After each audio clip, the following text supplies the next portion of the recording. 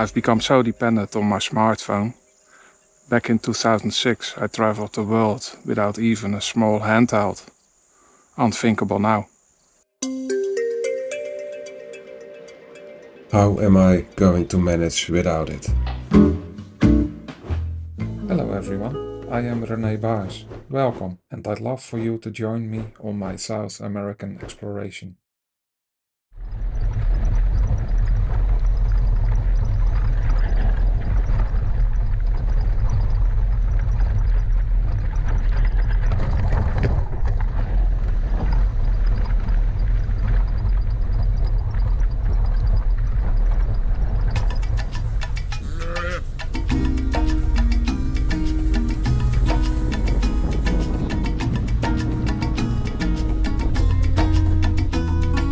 Con el calor de tus manos, con el sabor de tu boca, suelto y me entrego a tus brazos. Siempre he deseado amar así.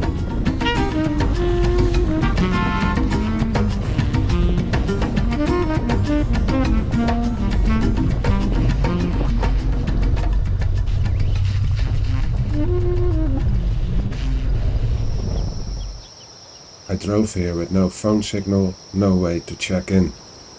A place to disconnect from the world and reconnect with something else. Multiple times I casually check my phone, hoping against better knowledge for a signal. Did someone send a message? Did anything happen? World War III? It's like my phone is part of my brain. I've been trying to cut down screen time, but out here, I see just how deeply I rely on it. No signal means no calls, no GPS, no Google, no YouTube, no Instagram, no weather updates. I feel disabled, alone. Thrown back to a quieter time before the constant noise. The silence leaves a strange void. Trapped and yet oddly free.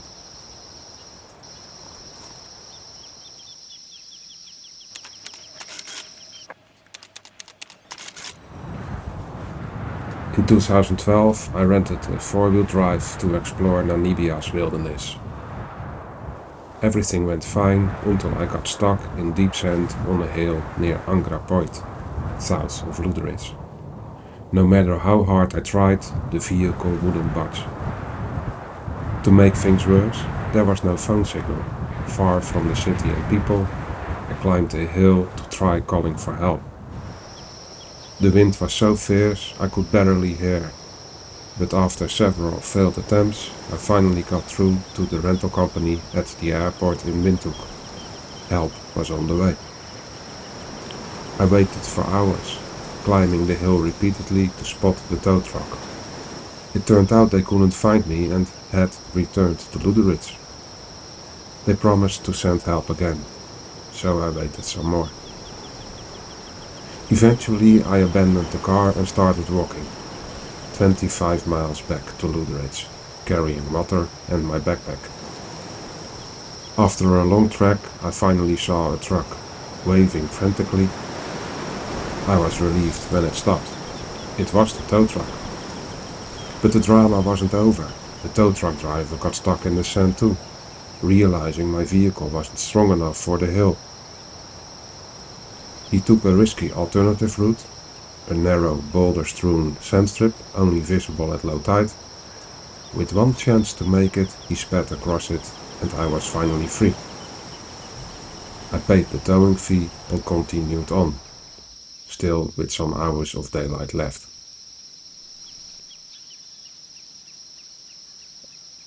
My phone, my internet, my crutch, my sense of security. Once a luxury, now a near necessity.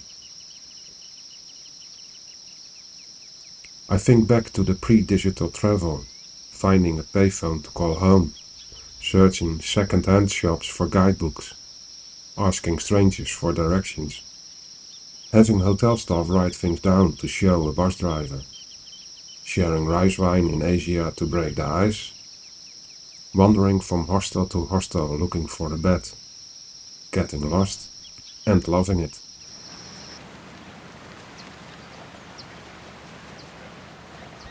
More spontaneity, more freedom, not ruled by tech.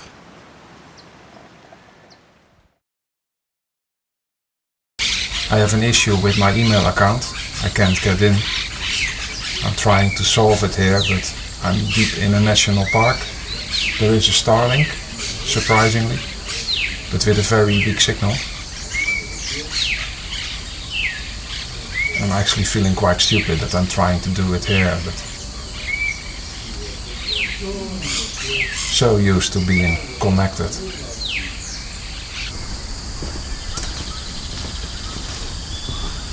¿Aquel en fotografía? ¿Aquel? Sí, sí, ahora una video para la experiencia. Sí, pero me gusta fotografía.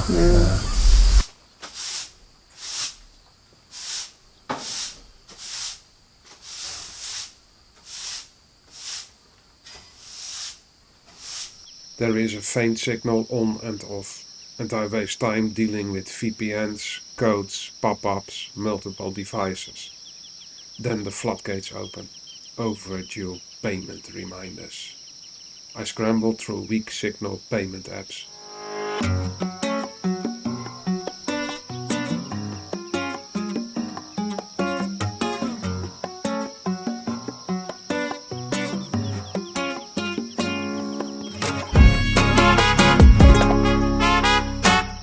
What a waste of precious time.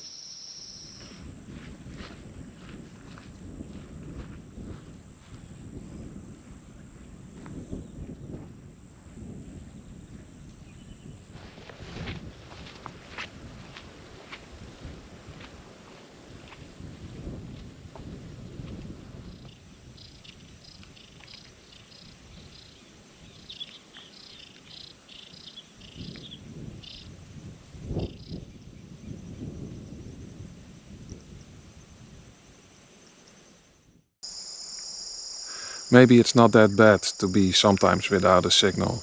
After all, some of the best moments in life don't need a connection.